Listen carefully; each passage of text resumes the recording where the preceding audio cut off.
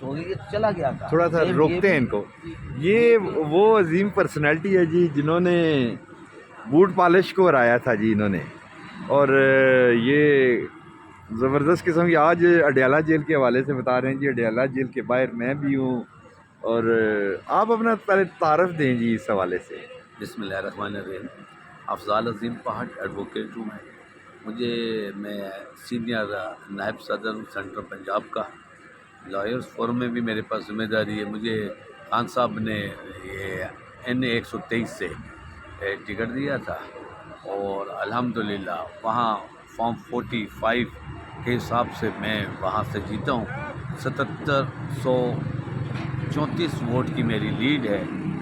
میں نے اسی وقت وہ رزلٹ چیلنج کر دیا جو RO کے پاس RO نہیں ملا, ڈسٹرکٹ RO نہیں ملا.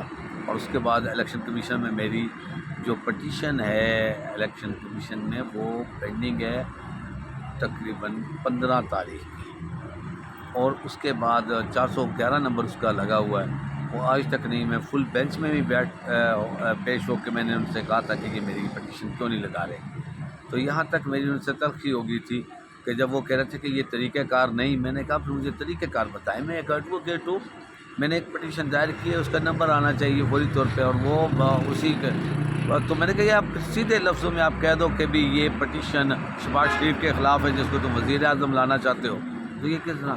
تو وہ بینچ اٹھ کے چلا گیا تھا. وہ آج تک نہیں پٹیشن لگی ہوئی.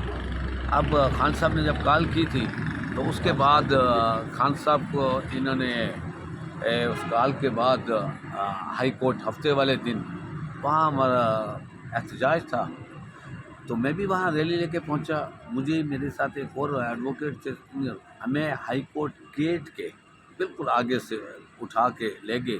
ہمارے خلاف پرچہ دیا, ہمیں رات تک انہوں نے ادھر رکھا, کئی اور ورکرز کو بھی رکھا. تو دیکھو اس طرح ہمیں تو باقاعدہ طور پہ ٹارچر کیا جا رہا ہے, پریشان کیا جا رہا ہے کہ میں اپنی پٹیشن ان سے ودرا کر لوں. تو اب انہیں پتہ ہے کہ یہ حلقہ وہ ہارے ہوئے ہیں. ایک ہارے ہوئے شخص کو کس طریقے سے وہ اسمبلی میں لے کر آئے اور اس کو پرائم منسٹر بنا دیا گیا. کوئی امید ہے ویسے 1%, 2, 3, 4, 5 کوئی پرسنٹیج بتائیں.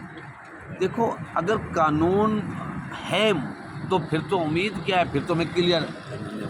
اگر قانون نہیں ہے تو پھر ہم امیدوں پہ کیوں سارے ہم زندہ رہ سکتے. قانون نہیں ہے جی, یہ صحیح ہے. میں آج آپ کو بتا رہا ہوں, قانون اگر ہوتا نا تو بلہ ہم سے نہ چھنتا. قانون اگر ہوتا. کیوں جی؟ دیکھو نہ صرف بلہ, آپ دیکھو تو صحیح انہوں نے کہاں سے یہ گئے ہیں. جو ان کا لندن معاہدہ ہوا اس کے مطابق کیا کیا کام کرتے رہے. جو یہ جس کو یہ ثانیہ روتے ہیں کہ ثانیہ ہو گیا, میں کہتا ہوں وہ سازش تھی. تو وہ ثانیہ تو نہیں تھا, وہ سازش تھی PTI اور عمران خان کے خلاف, ورکرز کے خلاف. وہ پرچے ہیں آج بھی وہ پینڈنگ رکھے ہوئے ہیں.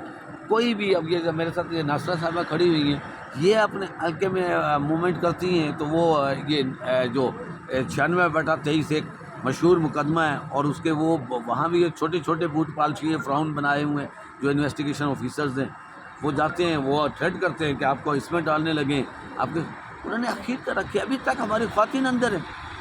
بلہ چھن گیا. میرے حلقے کو اس طرح شہباز شریف نے چھان بین کری کہ اس میں 7 MP ہے. 7 MP کے نشانات مختلف.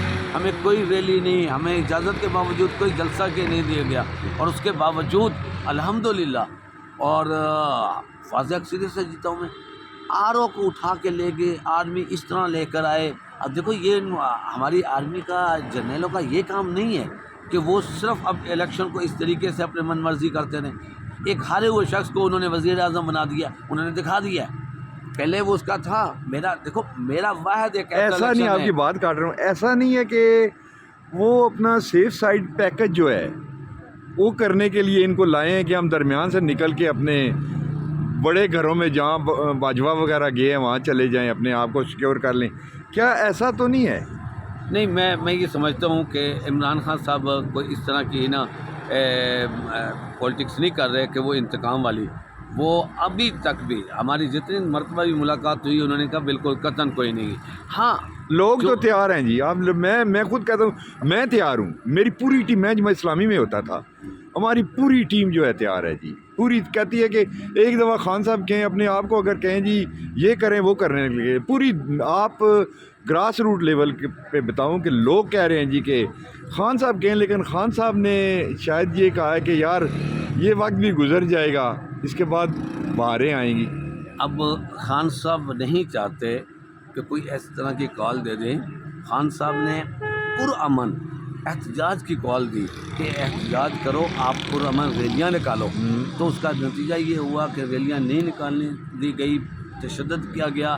اس میں جو ہمارے لوگوں کے خلاف انہوں نے جو پرچے ڈال کر اور ان کو اشتہاری وغیرہ کروا دیا ہوا ہے، ان لوگوں کی انٹری پڑ رہی ہے، ان لوگوں کو لوگوں نے کامیاب کرا ہے ووٹ دے کے.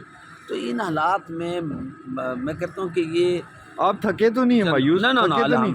الحمدللہ آپ بالکل ناصرہ میں ہو، آپ تو نہیں تھکی؟ نہیں، یہ کبھی نہیں ہو سکتا. ہے پکی بات ہے نا. ہم اس لیڈر کے سپاہی ہیں جس نے نہ جھکنا نہ تھکنا سکھایا ہی نہیں، اور ہم لوگ پرعزم ہیں، انشاءاللہ تعالیٰ کھڑے ہیں. اور آپ کو پتہ ہے یہ سیاست نہیں ہے. خان صاحب کہتے ہیں عبادت، اور عبادت میں ہم اگر تھک گئے تو پھر تو نہیں، ہم تو خدمت کر رہے ہیں. یہ مطمئن ہے. یہ قدم قدم بلائیں، یہ سواد کوہ ہو جانا، جنہیں زندگی ہو پیاری وہ یہیں سے لوٹ جائیں. اب دیکھو کیوں جی؟ اب انہوں نے اوپن ٹرائل ہے آج، مگر تقریباً 3 درجن کے قریب وکیل باہر کھڑے ہوئے ہیں. جی جی، کیسا اوپن ٹرائل ہے؟